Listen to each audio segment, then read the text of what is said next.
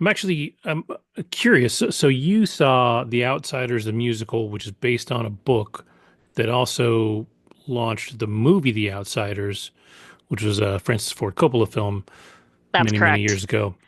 Mm-hmm. So this is not necessarily a new story, but the musical itself is pretty much brand new, or relatively new. Won 4 Tonys, Best Best Musical. One best musical last year for 2024. All right. The book was published in 67 and then the movie came out in 1983. Hmm. So I actually watched the movie the day after I saw the Okay. musical. And I've been wanting to see this for a while. I think I won the lottery last year, but just never went. And then I was really bummed that I didn't go because tickets shot up, as you can imagine. Once it won Yeah, once it Best won. Musical, everything was like two, $300, $400 for seats. So when I won the Broadway lottery 2 weekends ago, I had to go. It was my time. So I went with a girlfriend of mine from my neighborhood, and let's see if this works. Oh no, yes, there we go.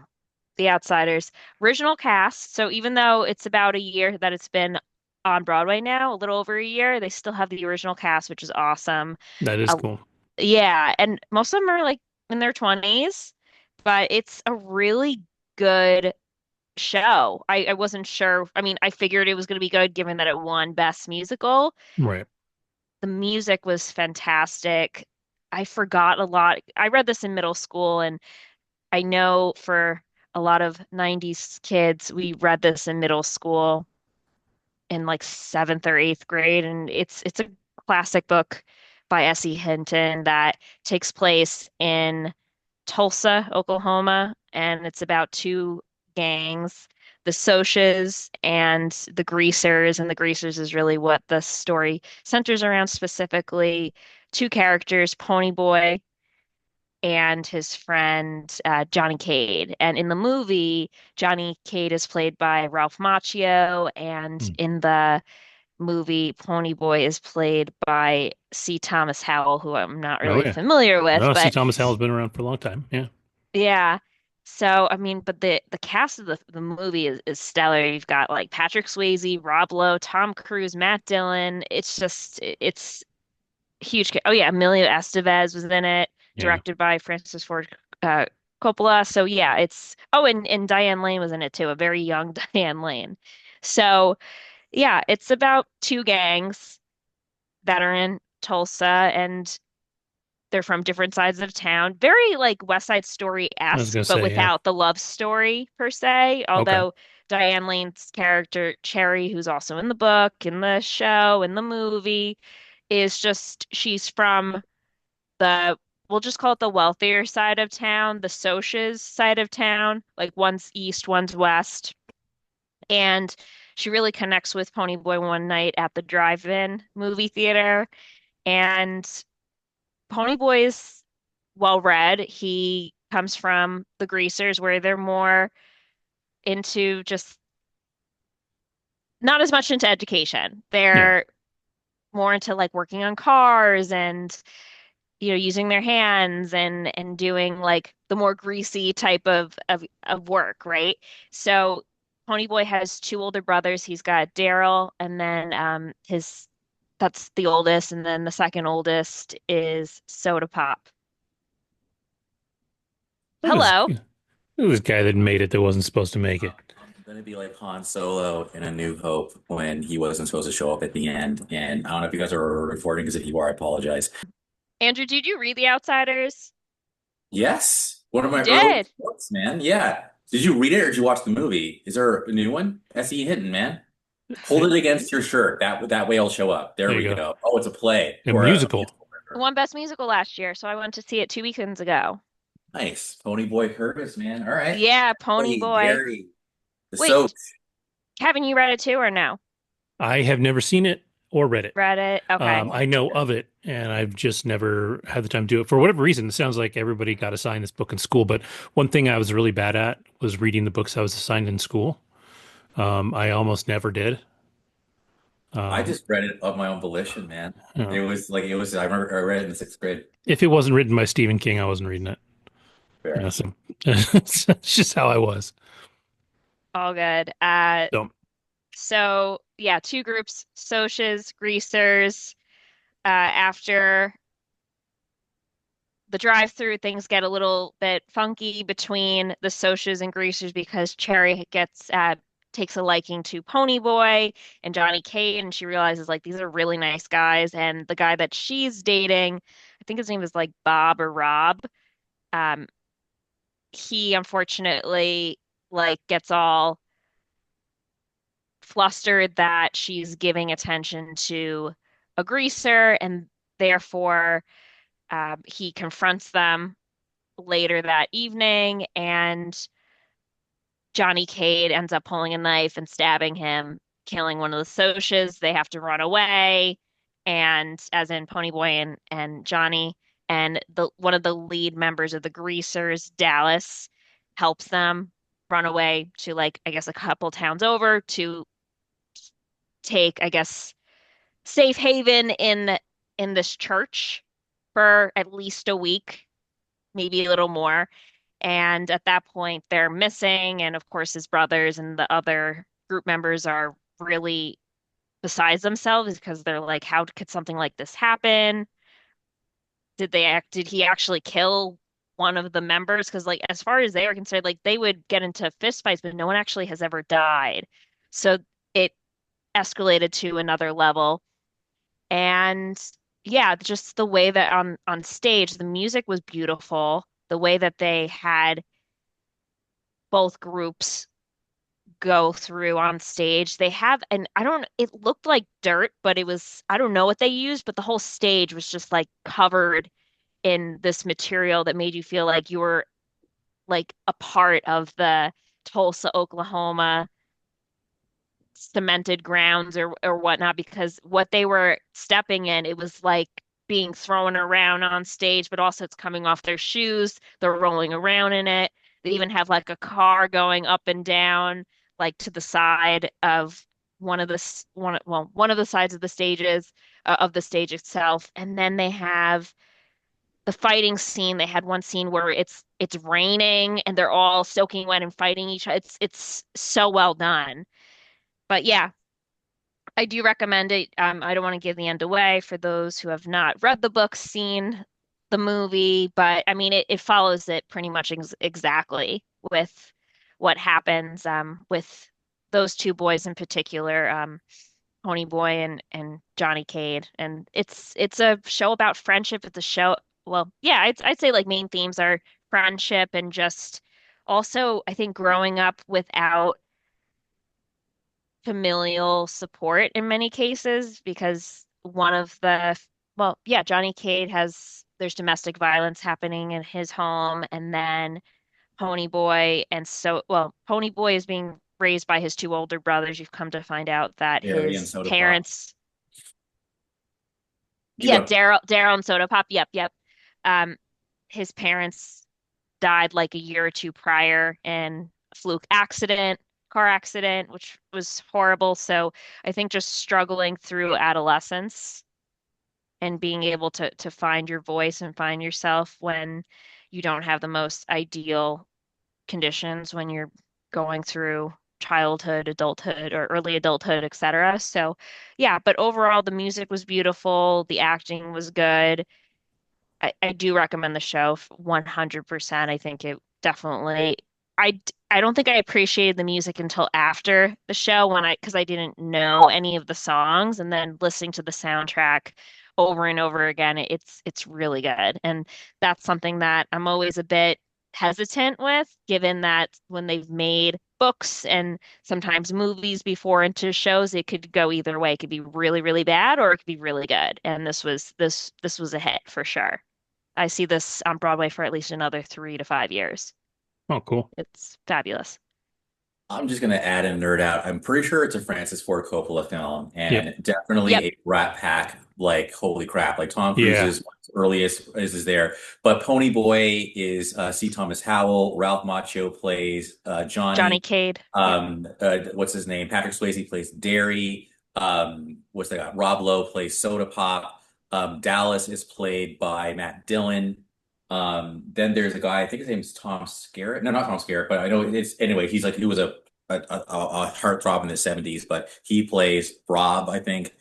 Oh, and then Diane Lane plays Cherry. So it's star-studded. I mean, Yeah. everybody's in it. I think even what's his name's in it. The Mil Sheen, Estevez. Emilio. Yeah, yeah, he's one of the guys as well. And then so Robert Frost's Nothing Gold Can Stay was a poem that was Yeah. prominently featured in the book. And then Stevie Wonder made a song called Stay Gold. Because one of the last lines is Stay Gold, Pony Boy. So yeah, it's a classic 80s Brat Pack film for sure. And the book is good. S.E. Hinton is a woman, and she actually decided to write it as S.E. Hinton. So people wouldn't be like, oh, how can a woman, write about these boys It was actually crumbles? recommended that she do that. Yeah, yeah, yeah. No, for I believe sure. that. Yeah, Yeah. for Like sure. it was like in For the sure. in the 50s or 60s. 60s. Yeah. Yeah. So all these things I think are worthy of calling out. So yeah, The And she Outsiders. had a big hand in the actual show too. Good. She's still alive. Yeah, Must she's be like like in her 200. she's in her 70s. So Well, she she was was she actually was a legit teenager when she young. wrote it. She was a All teenager when right. she wrote Yeah. it. So Yeah, she's I probably Yeah. believe going in her so. 50s. So, um, yeah, my guess Susie is probably Hinton, right around 50. 76 years old. Yep. Yeah. She was mad Oh, young. so yeah, yeah, So she crazy. Hmm. actually was a girl in a way that Yeah, not legitimately was. Yeah, I mean, talk Yeah. about somebody that was not supposed to be writing stuff at that time. No. about Um, boys, yeah, especially. exactly, Again, exactly. it's a coming of age tale about boys growing up, rumbling, fighting, and Yep. obviously class. I think class is a huge part of it. Oh, for sure. Right. Yep. Yeah, Socias versus greasers, the Yep. whole thing there. And then, of course, a woman from the Soc side of things mingles Liking with two Greaser. greasers. Yeah. Correct. And yeah. that's what leads to, unfortunately, the fights between, well, Trojan that, War, baby. yeah, that Trojan war. War. Yep. But overall, very good show. If you've read the book or seen the movie, yeah, even if you haven't, I think it's worth. The girl that I went with, she hadn't read the book or seen the movie, and I hadn't seen the movie in years. I read the book in like seventh or eighth grade, and of course we watched it after we read the book. So of course I had to watch the movie again because I completely forgot seeing it after because it had been like 20 something years. So yeah, saw that like the day after I saw the show. And I remembered the characters, but I didn't remember certain pieces. Like the church, for example. I didn't remember that. I didn't remember um other elements until like they were revealed in the show. But it does follow the book like pretty much identically.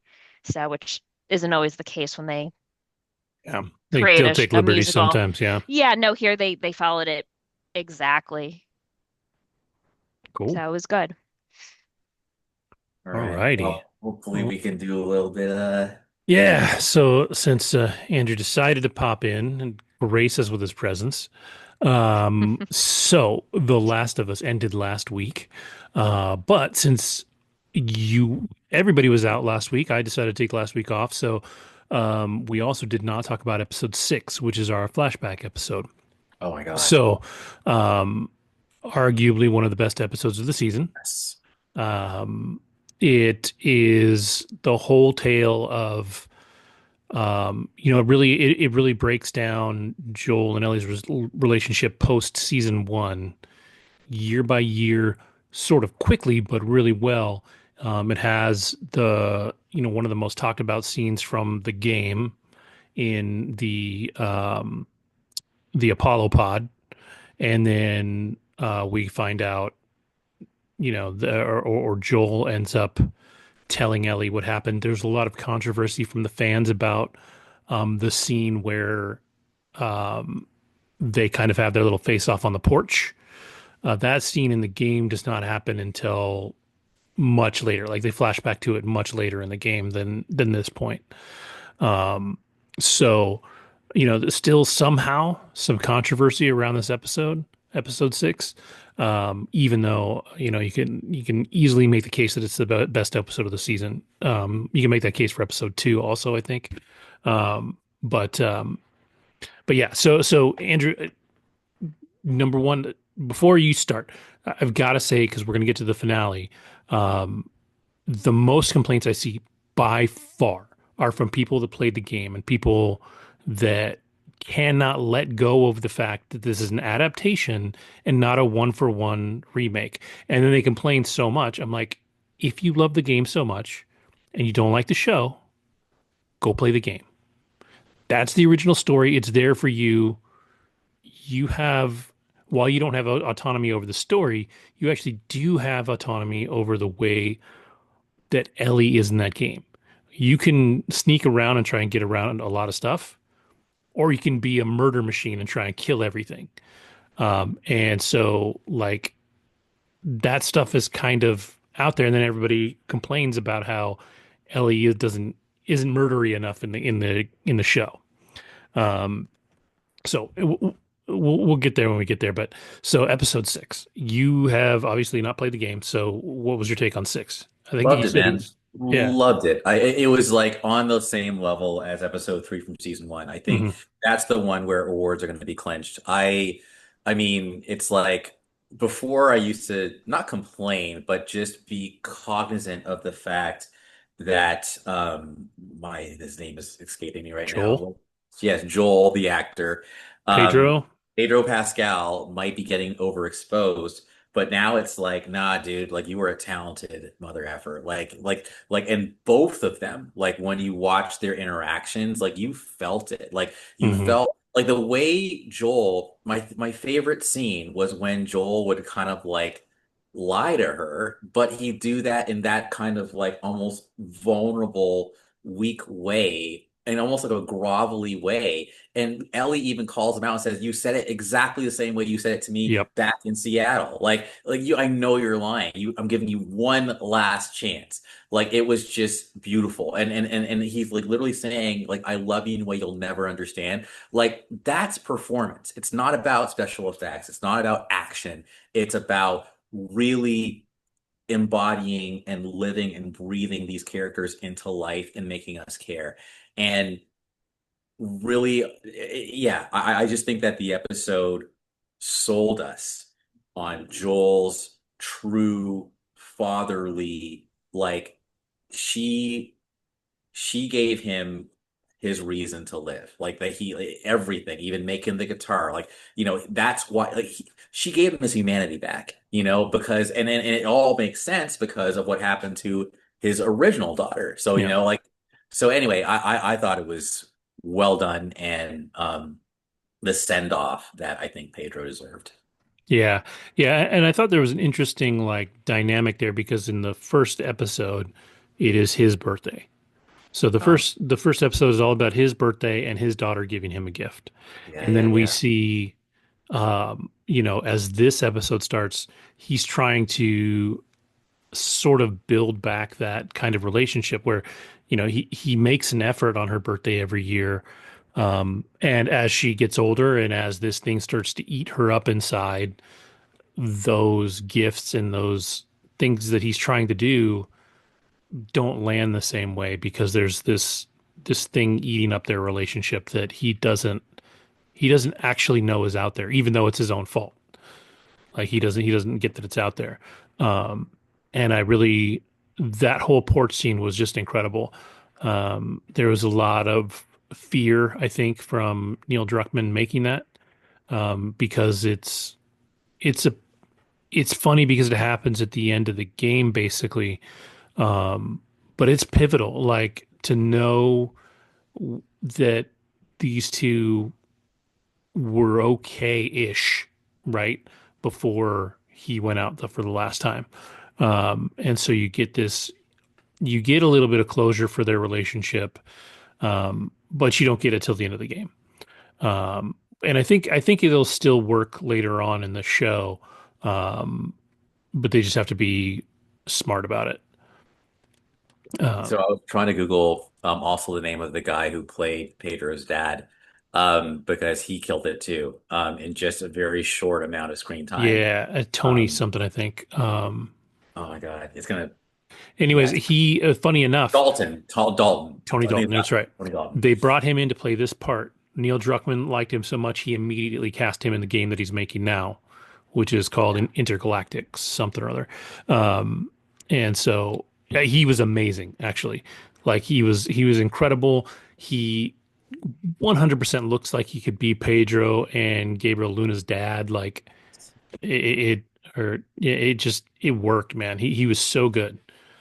And also, what made me think of that is, all that happened in one episode. And I believe in the episode one, you know better than I do because you've seen it, right, many times. I think Pedro comes home, right, to his daughter when she presents him with a cake. And I think in this episode, the Tony Dalton character also comes home. So it's almost like seeing that whole like fatherly coming home thing. And then, Hmm. of course, the whole idea is, I want you to do better than I did. Yep. And I think that in a way, like you saw that happening, like you did see the transition. And I think that, in the end, while Pedro wasn't perfect, while Joel wasn't perfect, he definitely did better than I think his dad did. I also saw by accident, I didn't even bother to check, but it was indeed Joey Pants. He looks different now. Like Joey Pants, Joey Pantoliano, I think his name is. He was in The Matrix. He was also in a couple Oh other yeah, movies, yeah, yeah. but he was the guy who got bit Yep. that Eugene. basically Yeah. Eugene, like that was even all of that was just some powerful acting. Pound for pound, episode six, in my opinion, was the best episode of this Is season. yeah, especially if you just go strictly acting. It was incredible. Everybody was on point. Like it was so good. Even Catherine O'Hara has, Yeah, 3 minutes of screen time. First off, when he sits down out of the blue and she's like, "Do I have a fucking peanuts? Do I have a therapy sign like Lisa, peanuts?" yeah, Like so or funny. Lucy, rather.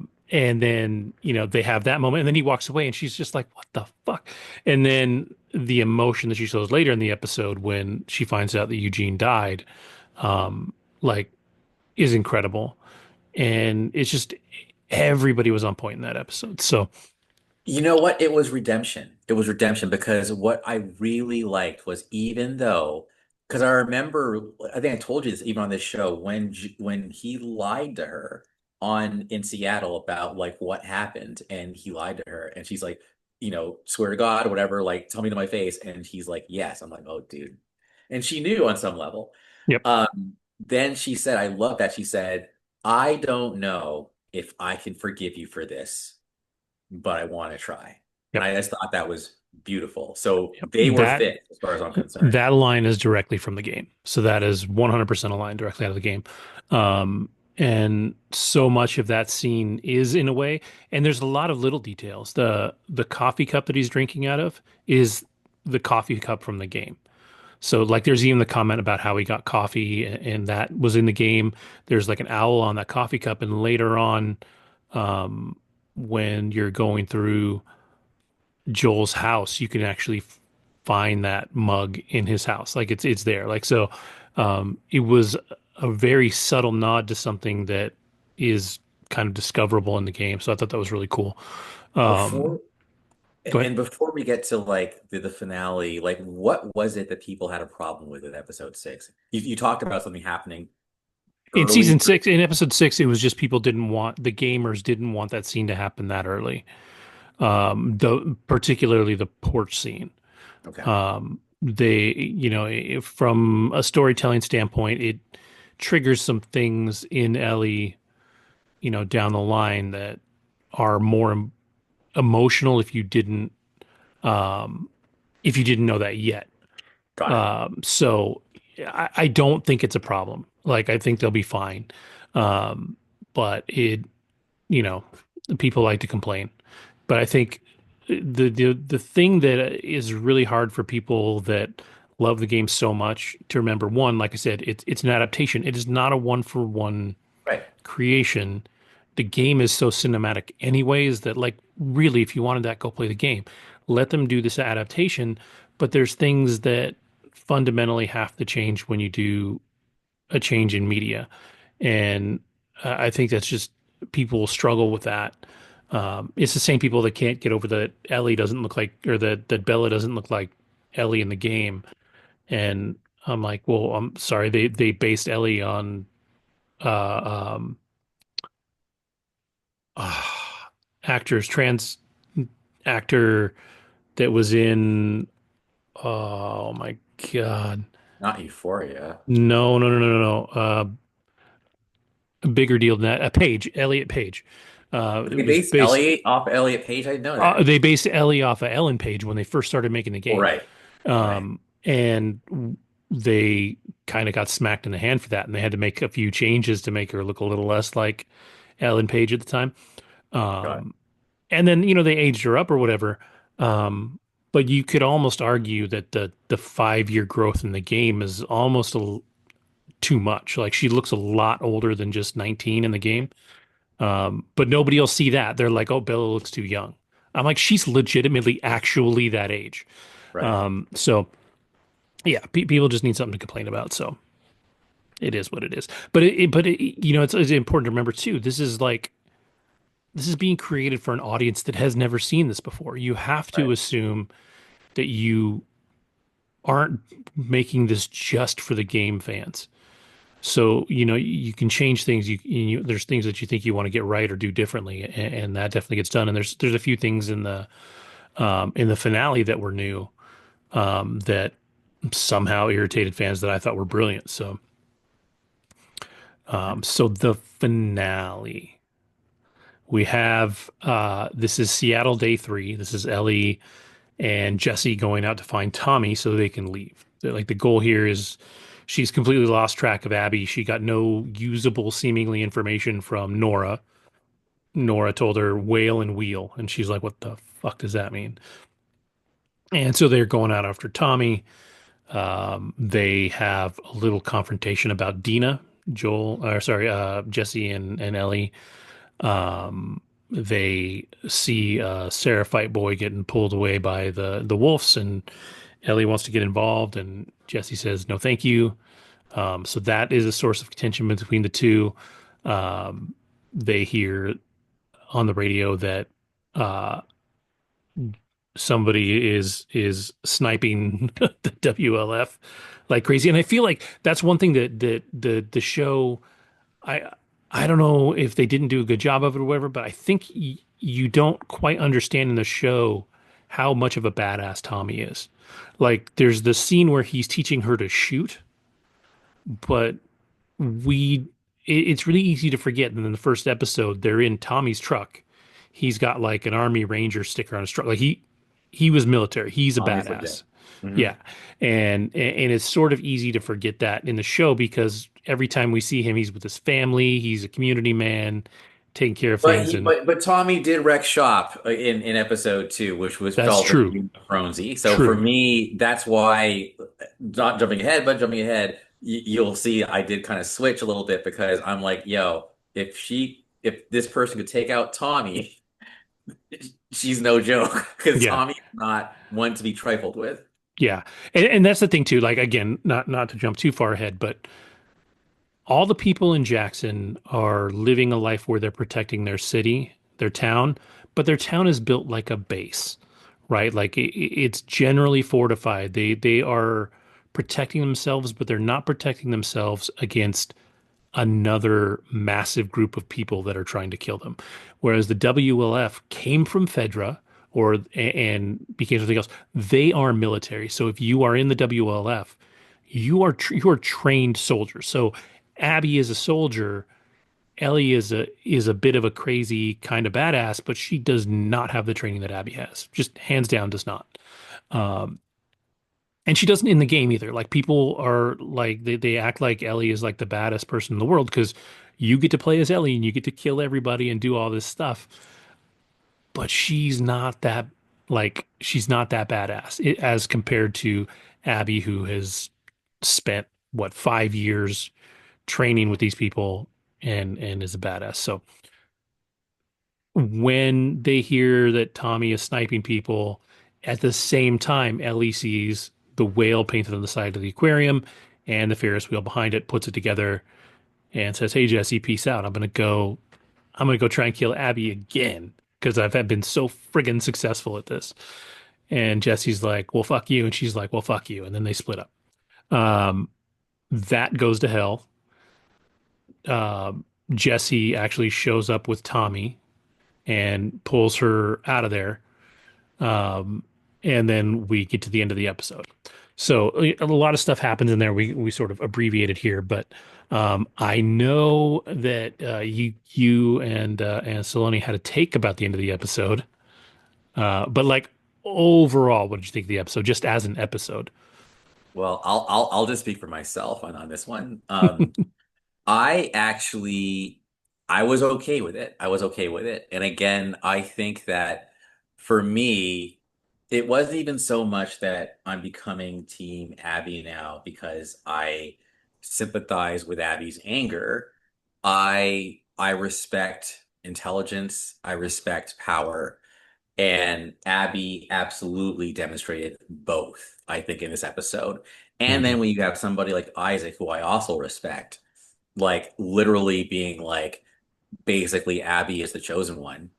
I'm Yeah. like, you know what? Like and when Abby's like, I let you live, and I'm like, damn right, she did let you live, and you still came for her, and like, and all of a sudden, it's like Ellie's selfishness just shined. Like, one of my favorite moments was just when you see Dina's face change completely once Ellie explains what happened. She's all of a sudden she's like, so we are risking our lives for what now?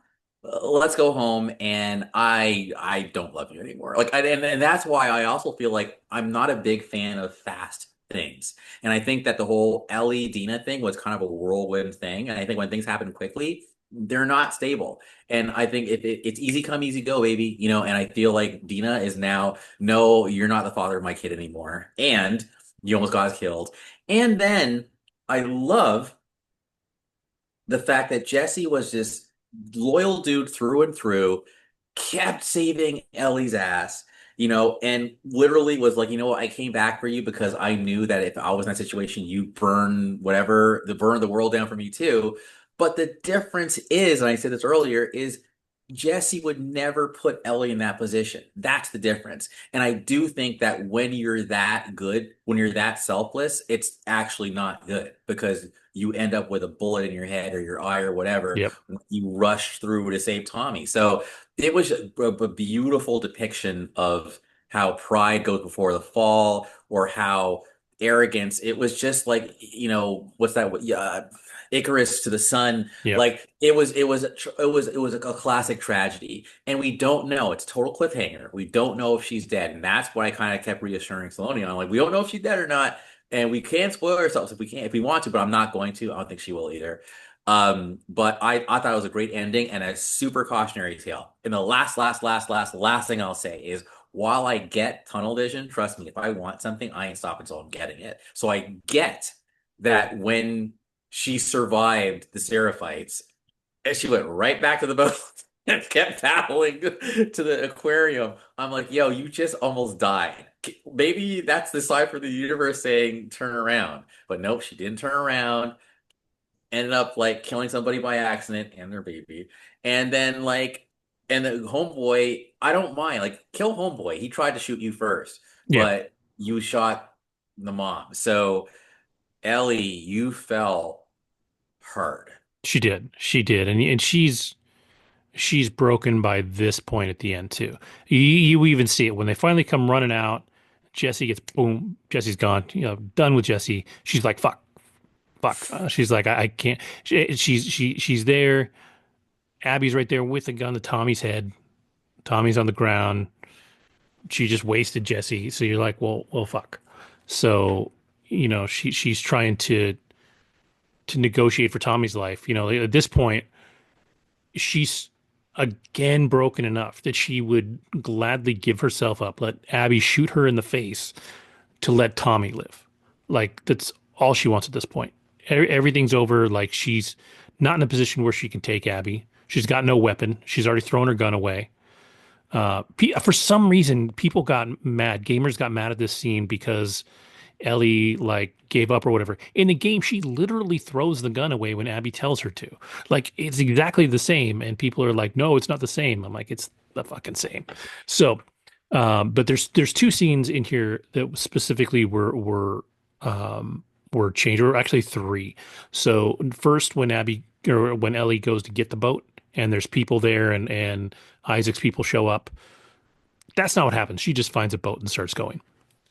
Not the biggest thing in the world, but some people are like, well, if she's on this moral high ground where it's just a revenge mission and she just wants to kill Abby's people, why is her first instinct when there's people on the dock to point her gun at them like she's going to shoot them to get the boat? Like she's going to kill two people that maybe aren't innocent, but in her point of view, have not done anything to her at all. Like they're not related to her at all. She would have shot them. She would have shot those two people to get the boat, right? Now, you, being a smart person, picked up on the idea of why she ended up on Seraphite Island and why she ended up getting strung up, which is to say that the world is telling her, do not go after this woman. Just fucking stop. And she almost dies again, and she still does it. And so what happens? Shit goes sideways. But like that scene wasn't in the game. Wow. And to be fair, while that point is made, the show would have been just fine without that scene. Huh. If you think about it, if she had just gotten the boat, even if she hadn't gotten capsized and had to, swim a little further and get to the aquarium, everything is the same. It didn't deter her at all. That scene is more for us than anything else. And But it so, did a good job of really driving home how like blindly, like almost borderline insane she was. Like mhm, she literally, this is how bad she wants to kill Abby. It's yeah, all she can think about. yeah. And that message is there. I think the problem, especially that Mhm. gamers have with this, is there is another scene later in the game and presumably later in the show that's almost identical. So it feels like a bad carbon copy of something that happens later. And so that I think through people, I think that scene could have been left out. We would have been fine. Like I said, I get the purpose behind it and it does work, but I think you could have done without it. It was like You're not gonna this. be able to answer. Yeah, you're not gonna be able to answer this. But one of my other Facebook friends hypothesized that the WL for heading over to the island to like basically spore it out, and that's why Isaac was talking about. Well, she has to like take on. So it was almost like a suicide mission to spore out the island. But if we spore out the island, we're getting spored too. So I felt like that was why I thought maybe the Seraphite scene showed up to show that this was happening simultaneously. And now we're going back to day one to get it from Abby's perspective before this climactic battle where it's like we're just killing everybody, you know? Yeah, and that was the timing thing that didn't quite work too, because Ellie's in the boat. And maybe I'm remembering wrong. Maybe she doesn't see it till after she sees the Seraphites. But when she's in the boat, you see things starting to explode on the island behind her. So there's a battle going on back there Yeah, between the WLF and the Seraphites. Like that's going down. Um, so that's a little muddy. yeah, the timeline is a little muddy there because the alarm goes off when she's with the Seraphites and then they bolt. So anyways, then the scene with Owen and Mel, the people were upset because in the game Ellie's a little more of the aggressor in that one. Like she Uh, really goes after them because she tries to repeat what Joel did in the snow lodge or in the snow area with the two guys. Remember he's got the two guys. This is when Ellie is stuck with the yes, cannibals yes, yes, and he's yes, like yes. he puts the knife in the dude's mouth and he's like point to the map where she Yep. is. And And, it better match. Yep. right. And so even in the show, like she's trying to emulate that and she's doing a poor job of it. She just doesn't have like the the charisma, the strength that Joel does. Like Joel gives off badass. In the game, Ellie does give off a little more badass. So she's trying to do that again. And then it becomes a struggle and she shoots Owen and then she shoots Mel. It's a little more intentional in the game when she kills them. But she doesn't realize that Mel is pregnant in the game. So she kills her and then she's doing something. She opens her jacket. She's like, oh shit. And then she breaks down. And then we have the same thing where Tommy and Jesse show up and drag her out of there. In the show, they added the whole lines about the whole cut her out of me, blah, blah, blah. And like some people were kind of upset about that. I thought that was fucking awesome. Like I thought that was so strong. Like that would break anybody. Anyone. I really thought that scene was great.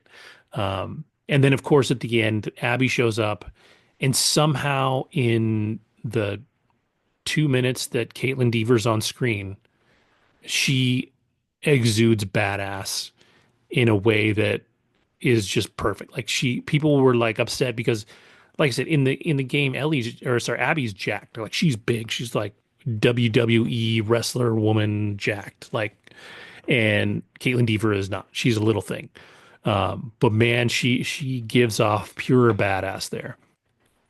And then we have, we have the shot. Scene goes black.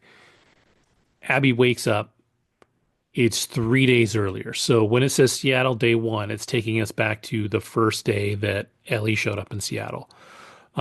They in the game have differing and intertwining adventures in those 3 days that we're going to find out in season three. Season three will be almost entirely focused on Abby, I assume. Obviously, I'm not in the writer's room. I only know the game. But it should be entirely focused on Abby, her backstory, and then those 3 days.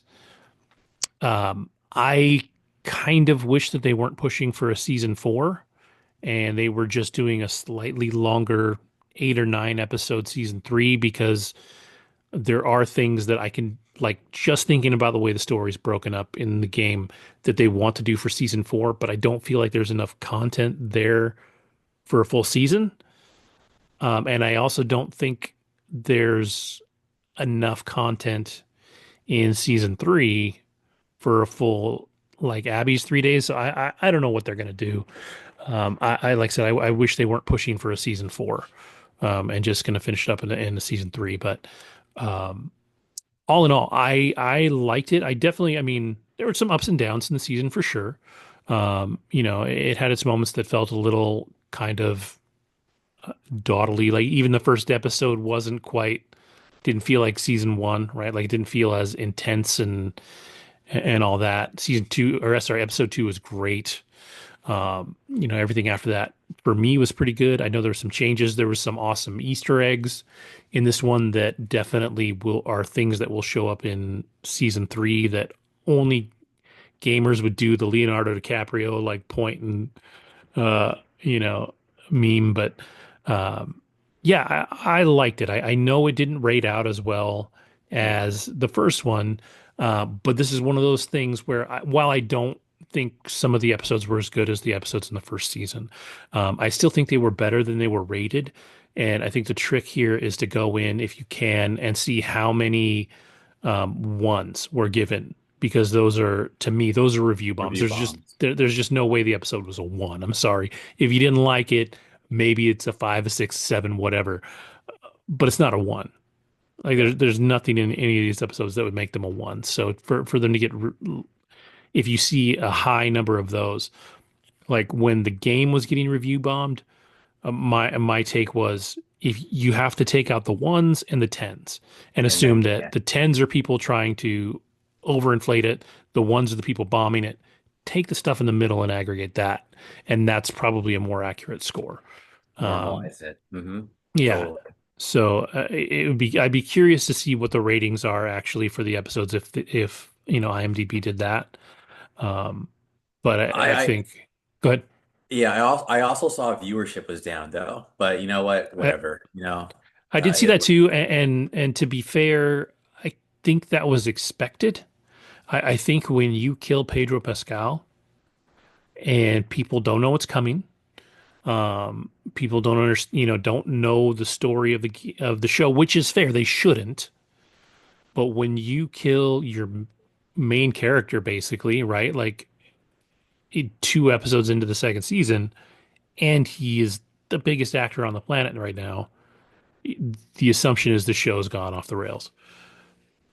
And I would say some of the reactions have been not only you killed Pedro, you killed Ellie. So I think some people are like, I mean, they're thinking you killed Ellie. We don't Yeah, know, but they're kind of like, so what's the point? Like, I don't like Abby. Like, you want me to just yeah. like watch a show about Abby now? Like, people And are that's just the other reason I kind of don't want them to go for 4 seasons because I think they're gonna have to prove themselves in season three because there's going to be even fewer people watching if you say, okay, now not only are you not going to see Pedro, you're not going to see Bella either. And granted, people have been bitching about Bella for reasons A, B, and C forever.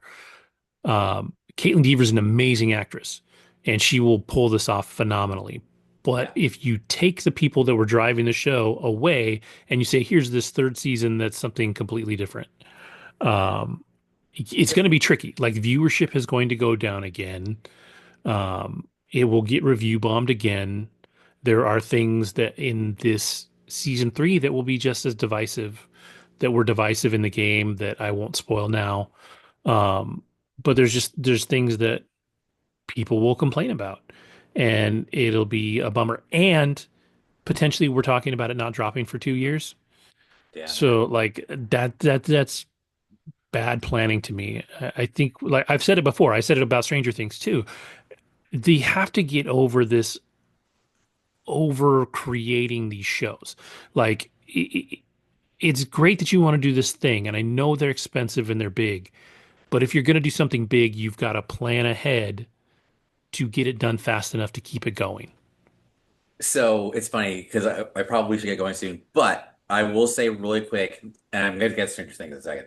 I will say that you do an amazing job of like guiding people through shows because I was actually just letting one of our older podcasts play, and I had said I like Jesse. Something I'll be mad if something happens to him, right? You did not react. Dude, You I didn't took a react lot of work to at not. all. Yeah. And it was just like, man, Kev's good. He's Yeah. really good. Because Yeah. yeah, Jesse Because absolutely in took my off. head, I'm like, ooh, that boy's fucked.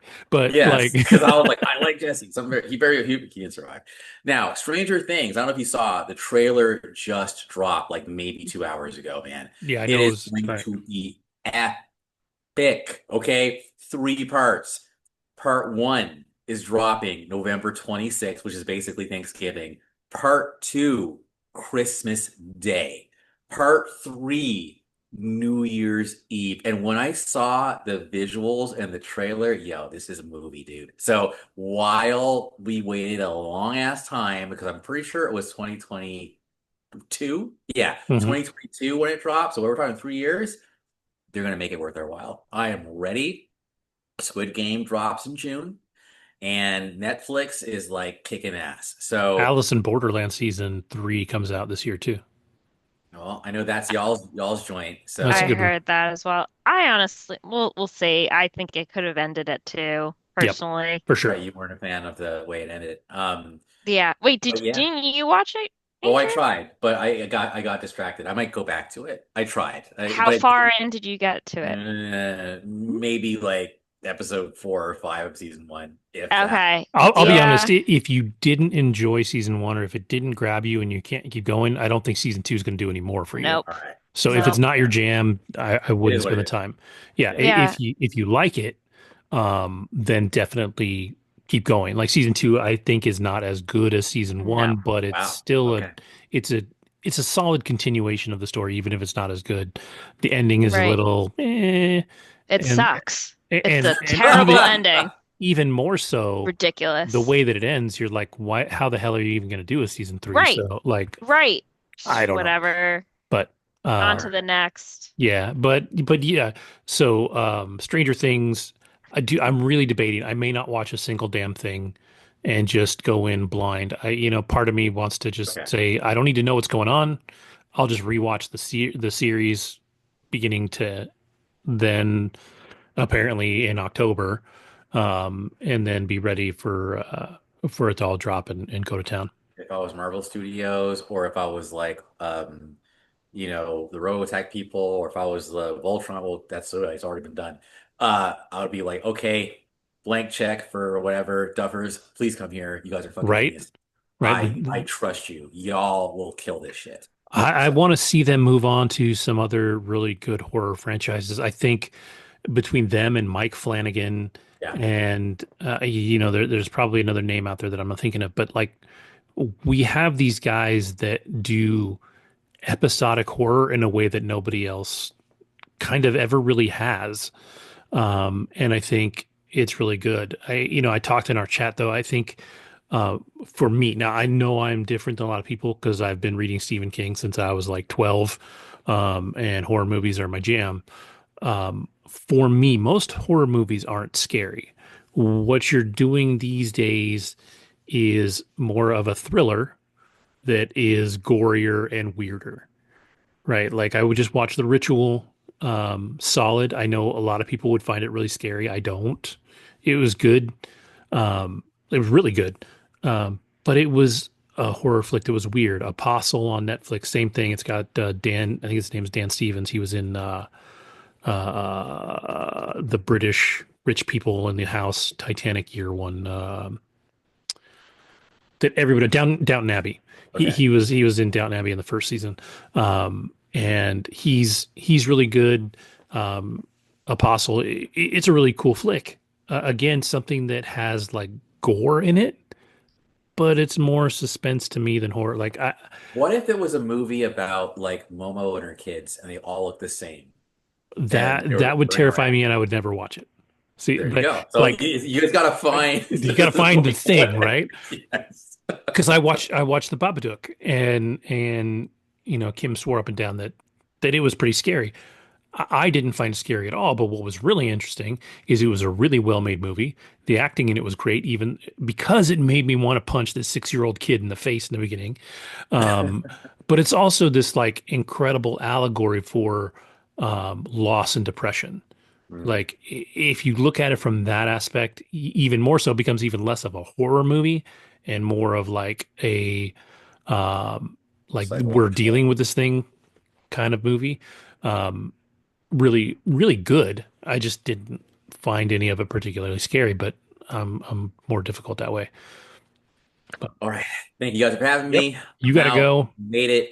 Han Solo, Luke Skywalker, Death Star, Death Star. I showed up because I don't leave my boy hanging. All right, man. All right. Get out of See you here. later, man. Bye. Night. Bye. All right. So now that we're Andrew's done so rudely interrupting us, Disrespectful. I I can't know. believe he did that. I'm just kidding. It's childish. Oh, Okay, so tell me about the movie you watched. Did you say today, or no, I watched one last week. Well, I watched them both last week, actually. but what was what was the one you watched in the theater? Bad Shabbos. Oh yeah. So this is a film with this is showing. And then it's backwards. Um Kira Sedgwick's in it. Okay. And this was, I guess it came out last year and it was only shown at like festivals and stuff. It didn't actually come to theaters, from my understanding. It was part of the Tribeca Festival, and it came out last weekend at one of these small independent theaters in Midtown downtown Manhattan. And I got a Facebook ad for it and it looked cute. So I was like, why not? So think of it as if you've seen Death at a Funeral, that film, Okay. it's similar to that, but at a Shabbat dinner. And it is about this family that has dinner, and this main family, they have three kids. They have a son, a daughter, and then a younger son who's like college age. And the oldest son recently got engaged to a non-Jewish woman, and the parents are Kira Sedgwick plays the mother, and then the father is played by, let me pull up the guy's name. He's been like in quite a Yeah, few there's a movies. couple faces in here I David recognize. Paymer. Yep. He's the father, and it takes place on the Upper West Side. So you see them arrive there, and the daughter has this like jerk boyfriend who's Jewish, and you could just tell like it's not a great relationship. So he arrives, and then the youngest one still lives at home, and he just completely despises the boyfriend of his older sister. So you see this dynamic, and this is a very special evening because it's going to be the first time that the oldest son, David, and his fiance, Meg, have their parents meet. And Meg is originally from the Midwest, and her parents came over to the Northeast to meet Ellen and Richard, who are David's parents, who are hosting this beautiful meal. And I believe they're like modern Orthodox, but they observe Shabbos. And everything that can go wrong goes wrong during this dinner. They're trying to make it like very wholesome and inviting and educational too, given that well, the fiance is taking classes and she's trying to, like she's going to convert to Judaism for her partner, who's the older son of the family. So all of this goes down and her parents are running late, so they're trying to like calm everything down before they get there. And it's just, I don't want to give it away, but it's hysterical. Absolutely hysterical. And then they get the doorman involved, who's played by Method Man. Yeah, I saw that. So that is really funny. I didn't even know who he was until I looked into his IMDb. I'm like, wow, this guy's done a lot of stuff. Well, So Method Man's a rapper. Yeah, yeah. been around for a long time. Which daughter is the main one? Is it Meg or Abby? So Abby is the middle child. I believe she's the middle child. She's their daughter, but Meg is the woman that David is marrying. So she's the non-Jewish partner Okay, whose okay. parents are in town, and this Shabbos dinner is going to be her introducing her parents to like the culture and then meeting David's parents for the first time since they're newly engaged.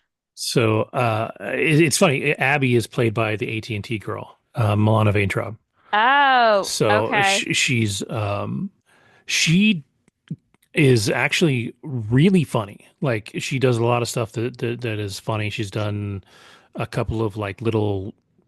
She did a sci-fi-ish comedy TV show that was kind of her own thing. It was pretty funny. I'll have to look it up, see if I can figure out what it was called. But like she's funny. David Paymer's funny.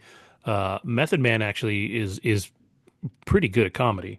Oh yeah. So it actually looks like a pretty good little cast, and it's you'd call it a comedy.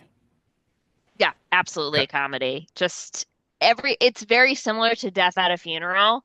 Just everything that you can imagine goes wrong at this dinner, sort of like at that funeral, if you've seen it. And that's been done twice. Death at a Funeral, it started off as like a British comedy, and Mhm. then they brought it to America, and they did that like, I don't know, a few years before COVID, and they had like a mostly black cast and did like a very similar type of scenario there at a funeral. So they had it done twice. But yeah, Bad Shabbos is like very similar in terms of just like a series of bad events that go wrong when it's supposed to be like this special occasion of introducing families and sharing and educating the importance of Shabbos and what Shabbos means to Jewish people. So I went with another girl in my neighborhood who's also Jewish, and I told her about it. I said, I found this Facebook ad for this movie, and it's like limited release. It just opened at this theater only in New York, and I guess there's like one theater in California showing it, and then they're slowly like rolling it out to see like how it does outside of like these smaller independent theaters because these theaters are not showing, Sinners or anything Marvel. They're showing these like low budget Mhm. films. This movie is mostly filmed in this apartment on the Upper West Side. Okay, yeah, that makes That's sense it. because like It could easily all of be the yeah, all of the promotional material that I can see shows them basically around in the an table. apartment. Yeah, like Yep, around pretty the dinner much. table. A few scenes like around the corner and outside, but they're not going anywhere. It could easily be a stage play, too. Mm. I hope they make it into a stage play. I think that would be great if they end up doing that. But yeah, it's very funny and I do recommend it. I think it will start hopefully going into like AMC or Regals. We'll see what happens, but I had never been to this theater before. It's super small, but it's like in like almost like among like different residential buildings. There's like a bar or a restaurant across. It's like a side street. It's not even like out and in the open, but it was cool to see.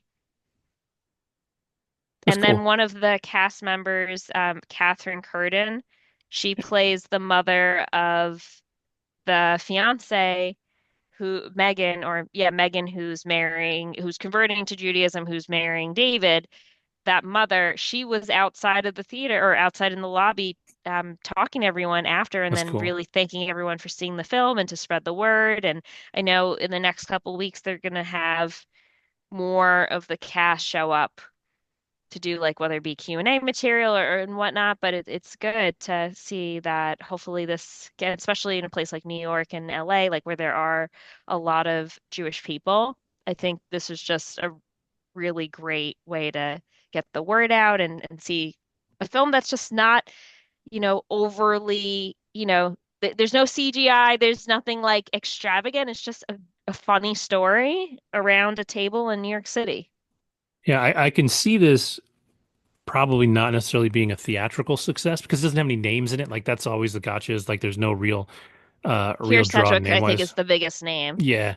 Um and like you said, David Paymer, everybody would recognize him. Like you've seen him in so many things, but Sure, no one's gonna recognize him by name and go see it. So, but I can exactly. see it like hitting one of the streaming services probably pretty quickly at this point. If it was already at Hmm. festivals last year, they'll try their theatrical run. They probably don't have to make a ton of money to break even anyways. And then when it hits the streamers, probably get pushed a little, Hmm. on some of those main pages and stuff, and hopefully find some success there. Because, looking at the cast, there's a lot of people that I do recognize. Even you said it was a Catherine Curtis, is that what you said? Or Catherine Curtin, yeah, that was the Curtin? one that was Yeah, out in the lobby. I know she's she's been been in a in, bunch of stuff. Yeah, yeah. she's been Hmm. around. She's funny. Like it is actually a really good cast of people that are funny that you don't know by name. And like I said, Exactly. that's kind of the gotcha for the theater.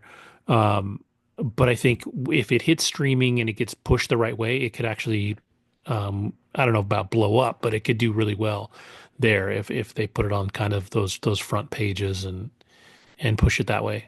Because it seems like it's got a lot of potential, and I think that the rating on IMDb is a 7.3, which is actually, especially for a comedy, is actually pretty good. You don't Hmm. you don't see a lot of films do a whole lot better than that unless they're like insanely good. So um, there's a lot of potential there. So I'm excited to see it at some point. I think it looks like a lot of fun. It is a lot of fun and just so unrealistic. And I mean, the stuff that goes down, when I saw it, I was like, this is death at a funeral, but Jewish version and not at a funeral. Just Death Dinner. Yeah, pretty much. It's so funny. So all right, cool. Well then, moving on from a movie that was good, I'm gonna talk about a movie that maybe not so great, that I didn't hate. So Apple TV has been pushing this movie for maybe the last couple of months, and it's called The Fountain of Youth, and it stars John Krasinski, um, Natalie Portman, Domhnall Gleeson, Eiza Gonzalez, Laz Alonso from The Boys, Stanley Tucci's in it.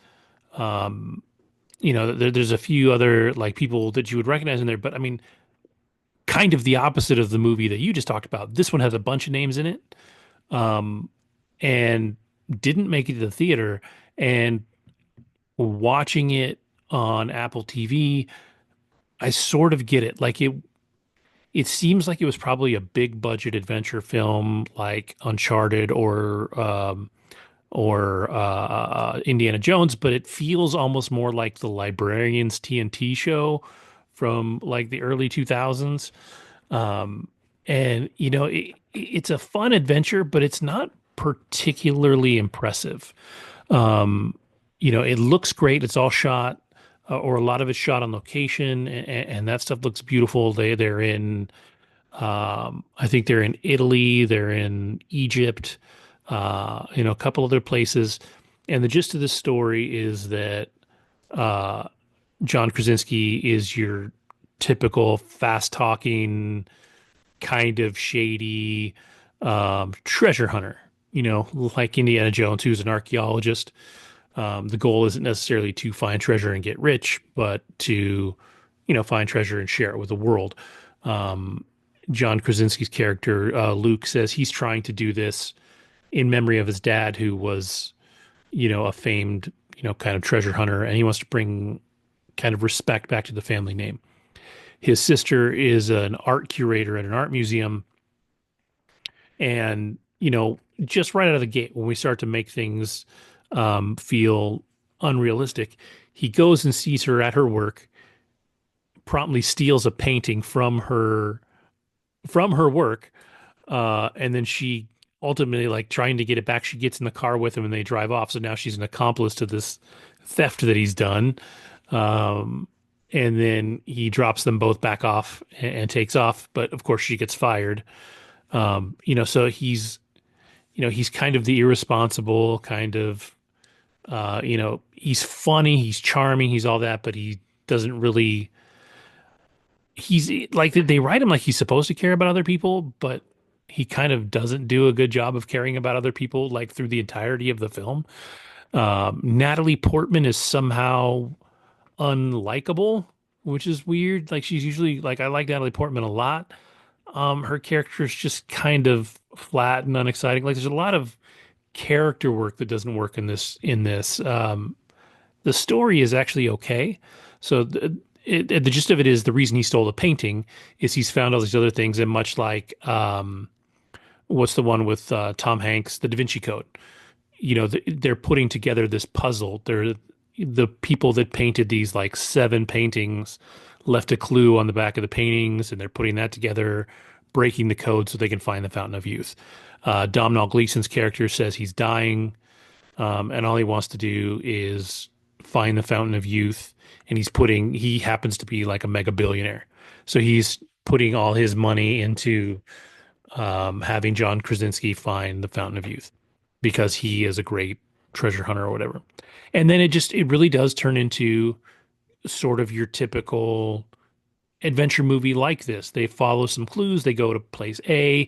They find a couple of clues there. They get into a little bit of trouble, get out of it. They go to point B. Same thing kind of happens again. Then you get to point C, which is the Fountain of Youth. Uh, and I mean, it's okay. But overall, I mean, I don't think it is. I mean, it's fine to watch in streaming. I would argue that it's probably a little too long. It's 2 hours and 5 minutes. Probably could have been like an hour 45. They could have shaved a little bit off. It's really interesting. It's directed by Guy Ritchie, who has sort of changed his directorial like way of doing things. And I think this movie doesn't. This feels like Guy Ritchie trying to sell to the public rather than make a Guy Ritchie film. And it was only okay. Like I said, it's free on streaming. So if you have Apple TV, you don't have anything to watch, you can watch it with the kids. Like, it's not really inappropriate. Nothing bad happens. It's a fine adventure film. Indiana Jones is better. I would argue that probably Uncharted is better. Um, it's probably better than The Librarians, but it's very similar. It's certainly corny and a little goofy, but um, like I said, it's a fine watch if you've got the time and you're looking for an adventure film to watch, especially with the family. It's only a 5.7 on IMDb. So, like I said, to me, this is like the antithesis of the film that you just talked about, right? Like, it's lower rated, higher budget, more names. Right. It'll probably technically, More A-list names. yeah, and it'll probably technically get more viewers over time than the other film will, but the other film is better. Like, Bad Shabbos is probably a much better film. Right. And it's just funny sometimes how these art house films that are made with a tight cast of people that have the right chemistry are really good at what they do, and they just stay in that lane and they do that thing, can be better than just pulling in big names and making a movie. Yeah. I think this, like I said, it's a pretty movie. Like, all the sets, all the locations they film in, everything they do looks great. It was definitely not a cheaply made film, but it could be better. So, like I And said, this just came out, it looks like, within the past the week. 23rd, I think. Yeah, so it's not even like a full week old yet, or it is maybe Just just a week about, old yeah, out. just over Yeah. a week old, yeah. So yeah, like I said, if if you got the time and you feel like watching it, by all means do. But if you don't, you're not really missing anything. So, Yeah. um, Oof, 35%. No bueno. yeah, that's from probably from the critics, right? Yeah. What's the audience? Audience score looks like it is a 41. Not much Oh, really? better. It's that low. I expected it to be a little higher. So yeah. So it's Yeah. probably ultimately probably missable, um, which is crazy because I actually really like John Krasinski. I really like Natalie Portman. Same. Domhnall Gleeson's pretty great. Aiza Gonzalez, she's actually has been doing great work to me as an actress. She Hmm. just also just happens to be really pretty, like and like her sort of interactions with John Krasinski throughout the movie are pretty funny. Like they work, but yeah, it left a lot to be desired for the amount of hype that I was getting from Apple TV around it. Sure. It's interesting. I think Apple TV, I feel like, is missing the bar a lot of the time in their movies. They did this one. They did the Gorge with Miles Teller and Anya um, Taylor-Joy. yeah, like that movie couldn't figure out what it was. It wasn't very good. Their TV shows are great. I just watched all of Silo in the last couple of weeks. Amazing. Hmm. Foundation, great. Dark Matter, great. Like Severance, great. Ted Lasso, great. Like they make good television. Like they know what they're doing with TV. It seems like they really can't make a movie that's really good. I think they were behind what is it? Coda back in a few years back, a child of deaf adults, right? I So think is that what came out in theaters, I believe, right? And then it was released, or no, just Apple TV. I think it was originally only Apple TV and then it went to the theaters because it got so much buzz. Um, Gotcha. Because I but saw it on Apple TV, but after it won Best Picture, and yeah, that was really great. yeah, and so like that one worked, but for movies, I haven't really seen a lot of success from Apple. I would rather see them just continue to focus on Series and a stuff, yeah. series because this is like the kind of movie that at this point that I expect Netflix to make. But when I Mm, look at how good the series are on Apple, I would expect the movies to be that good, and it just kind yeah, of wasn't. no. So, Bummer. yeah. So, all right. Well, we'll close out the show with another, from what I've heard, good movie. You watched The Last Showgirl? Yeah, so I've been wanting to watch this for a couple months now. Pamela Anderson making a comeback here in Hollywood, and she was nominated for an Hmm. Oscar. Didn't win, but this is, I think, the role like very much so parallels like her life in Hmm. Hollywood, just someone who is past her prime, right? And I think a lot of people forget just how big she was in Hollywood and how much she was able to really achieve the past couple of decades because she's been out of really the limelight. She has aged, and I think that's been a huge Hmm. criticism recently of just Hmm. how she stopped all of the plastic surgery and just decided, I want to just Yeah, so she's gonna age age now. Yeah. naturally. Right. So I think a lot of people are like, she doesn't look great, whatever. And this movie, The Last Showgirl, it takes place on which Andrew was still on in Vegas, and it's about a woman who's in this like burlesque type of show with a group of women that's been running for decades, and she's at this point like one of the headliners for the show, and this has been like where she's thrived for a number of years, so much so that it at the beginning of the movie, you've come to find out that the show's gonna close. They decided, all right, we want something new to come to this venue. We're gonna shut it down in the next like couple of weeks. Dave Bautista is in it, and he plays more or less the manager of the show behind the scenes. And then Jamie Lee Curtis is in this film, and she plays a cocktail waitress like in the casino. And then Kiernan Shipka and Brenda Song are two of the other women that work in as showgirls too in the same show as Pamela Anderson's character, Shelley. So really seeing how this affects her because this was her livelihood for 20, 30 years. Let's go with 30 years. And you come to find that she has a daughter who ended up living with a different family because this was her bread and butter, and this wasn't really the best environment in raising a child. So how she is struggling to come to find out like who's going to hire me at like 57 years old. And Hmm. like the opening scene, she starts an audition and they're like, "How old are you?" She's like, 39. Okay, I'm 42. And then they revisit this like later in the movie, that same scene, and it's just unfortunately how ageism is very real, and especially in Hollywood or just in entertainment, performing arts.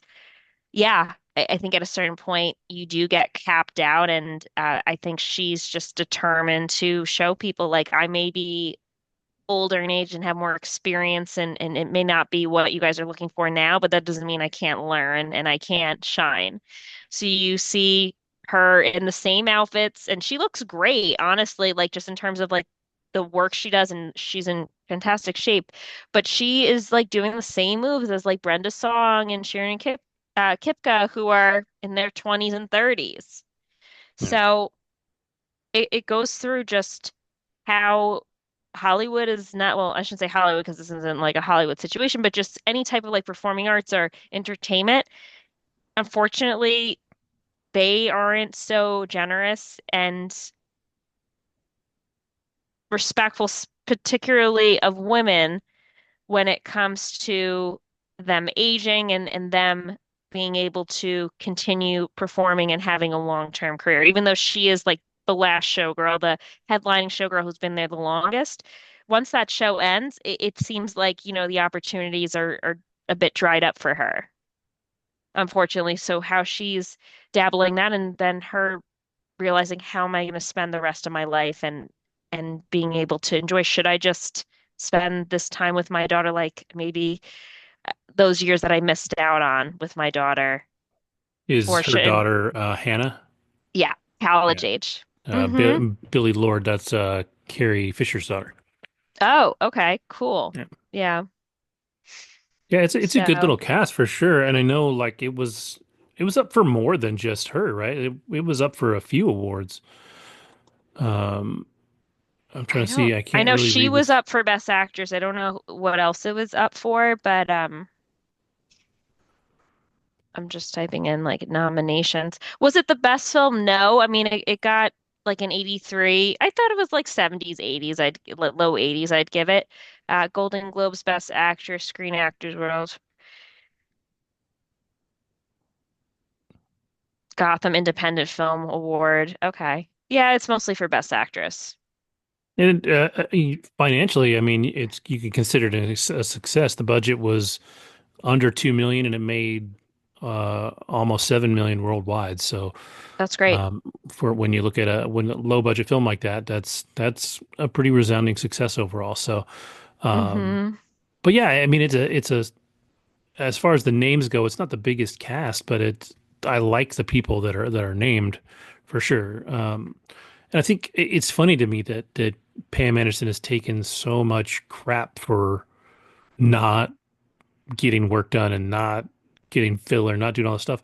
And I know she looks her age, now, but I think she actually looks great for her age now. I think, I kind of applaud her for just saying, okay, I think Jamie Lee Curtis is actually probably a great person to work with when you're going through that because she Yep. never really got into that either, and she aged pretty Right. gracefully, and so that I think it's in that regard, she's been putting out a pretty positive message. I don't know what the message of the movie is overall, but Yeah, uh, I think the message of the movie is like you may be a certain age, but that doesn't mean you can't do great things. I think that's more of just her holding on to the last 2, 3 decades of being a showgirl in this specific burlesque type of show, but knowing that she can move on and do whatever she wants in her future, whether that being someone who continues performing on the strip or if she wants to just decide to retire and spend time with her family, well, her daughter, then that's that too. Yeah. Well, it's funny too because nobody says to Jamie Lee Curtis that you should stop acting. She's No, she's 9 years older than Pamela Anderson, but because Pam Anderson was, uh, you know, sex beautiful, icon. right? Yeah, she was. Yeah, they're like, oh well, you're past your prime now. Nobody tells Jamie Lee Curtis she's past her prime. She's 9 years older, but Right. because Or Pam Meryl Anderson was, Streep. No one oh, tells Meryl Streep that right? either. I think because they took different paths, Yep, right? Like yep. they don't play the sex goddess. They don't play like these specific icons that unfortunately like Pamela was Oh yeah, probably like the sexiest woman for a number of years. yeah. And I think there's a thinking that if that's what you do, you can't be more than that. Like that's all you Right. are. And that's a bummer.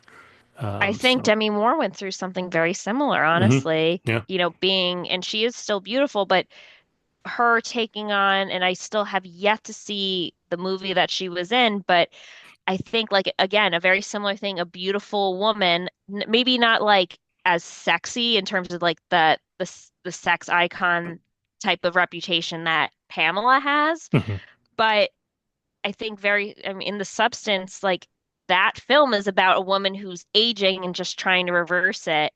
I just think like those two actresses, like a Demi Moore and a Pamela Anderson, are perceived differently publicly than like a Jamie Lee Curtis or Meryl Streep that are continuously cranking out films in more serious roles where it's not as much about their appearance. for sure, for sure. Yeah, there's just this idea that if you're pretty, you can't also be like talented, and it Yeah, feels like something that's been going on for a long time, I but think so too.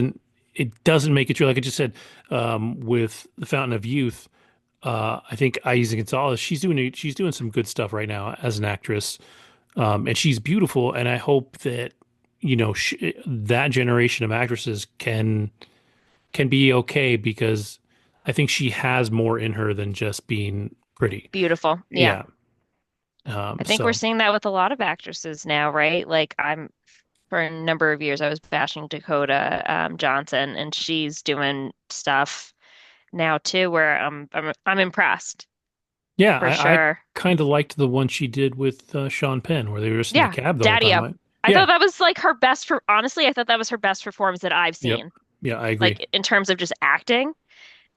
So yeah, and I know I'm going to see in a couple of weeks The Materialist, that new film with Chris Evans and Hmm. Pedro Pascal and her. So that's, I don't think that's going to be like great. It's, I mean, about a dating coach or dating, I don't know, where she tries to find love and I guess ends up in relationships with both of them. But it's probably more of like a romantic comedy Yeah, situation. But still, yeah, I like watching her. I think she's incredibly witty and like if you hear her interviewed, I think I actually got first noticed and I shouldn't say first noticed, but the time that I was like, wow, this girl's something, like she is actually like not a not that I would call her a dimwit, but she's more than just like what I perceived from like 50 Shades of Grey, is when that interview, it was like a year or two before COVID, when Ellen DeGeneres hmm, was talking to her and she said like how was your birthday and she's like well yeah you didn't come Ellen, she like called Ellen out and that was like part of like the beginning of Ellen DeGeneres isn't really that nice of a person, she's yeah, got a hidden agenda and is pretty manipulative, and that interview I think showed like her true colors and it showed just how assertive and also ballsy Dakota is in many respects, how she doesn't give two shits. yeah. She definitely has that aura of like I don't really care, like Right. because Which like I love. she did Madam Web, which if you watch that movie, she was clearly doing that for a paycheck because Sure. it was It's not bad. great. It Yeah. was a bad movie, and So I've she was heard. not good in it. Like, and so you see something like that, and I think she's probably one of those actresses that probably will, you'll never talk about her like you talk about Meryl Streep. No. But if you put her with the right director, she can do good work. And there's definitely actors like that that maybe aren't great, but when you put them with the right person, they're really, really good. Like I said, a Meryl Streep, she can work with anybody and be great because She's she's Meryl great. Streep. Yeah. You know, but sometimes you do have to work with the right people to Yeah. be really good. So yeah, I think. But yeah, for the last showgirl, I'm definitely interested. For anybody that wants to watch it, it's on Hulu now. So if you don't feel like paying for it, Hmm. you can just go watch it on Hulu if you got it. And see what the fuss is about. Do you know how long it was? It was, It was short. yeah, it's not even an hour and a half. Wow. Yeah, it's not even an hour and a half. It was pretty short.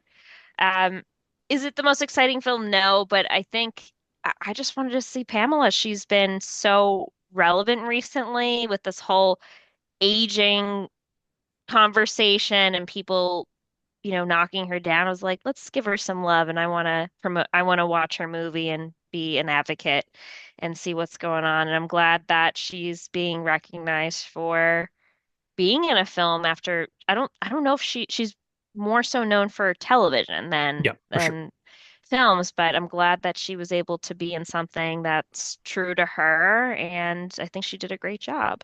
Yeah, and I think it's actually kind of funny too that Dave Bautista's in this because he's not going through the same thing, but he's going through something similar where he has finally decided that he's not going to spend all day every day working out to be this big huge mountain of a man to keep doing these action movies. Right. He wants to be an actor and he's actually pretty talented. Hmm. And he has, I mean, he's in better shape than me. Like the dude's in great shape, but he's not huge anymore. Like he took a bunch of crap after Guardians of the Galaxy because he lost a bunch of weight. He lost like 60 pounds or something like that. And he was all muscle. So he looks super Hmm. lean, and all that. And so he's in that sort of that same phase in his life where he's like, look, I can either be the muscle bound action star guy Right. or I can start doing roles that make me happy, that make me feel like more of an actor, that are moving my career forward. Um, but at the same time, like he actually did take some heat for losing that weight. Like people were like, "Oh my God, he's sick. Oh my God," all this stuff. But it's still not the same as what Pamela Anderson went through. Like she took so much heat for deciding Yeah. to age. And I think But it's also, as you interesting get to see. older, I don't think, I mean, in general, you can't have that same ability to hold that much muscle on your body. You lose Y muscle mass over when you're you older. can, but you are in a way not taking care of your body to do it. Like you have to take either supplements or steroids or something else. I mean, look at guys like Stallone, Schwarzenegger. I mean, those Sure. guys are still really big. Um, Granted, they're carrying more fat than they used to, right? They can't stay as Correct. lean as they were, but I mean, they're still staying pretty big. The Rock is about the same age as Batista, Hmm. but like that dude works out all day, every day. And the thing about The Rock is he is always The Rock. Dwayne Johnson is always the same character. He's maybe a couple of different shades of the same character, but he's always the Yeah. same character. And I think Dave Bautista really wants to work on More serious acting. roles. Yeah, like he wants to Yeah. be an actor now. He doesn't want to be a former wrestler that does action films. He wants to be more than that. And so Yeah. I think any actor, any actress deserves to have that opportunity, and let them prove that they have the talent or not. So, Right. to Yeah. see Pam Anderson go out there and do this and be nominated for awards, I think is a big deal. So 100%. it'll be interesting to see where her career goes now. If she wants to continue acting, like I don't know. But it seems like there's some opportunity there for her.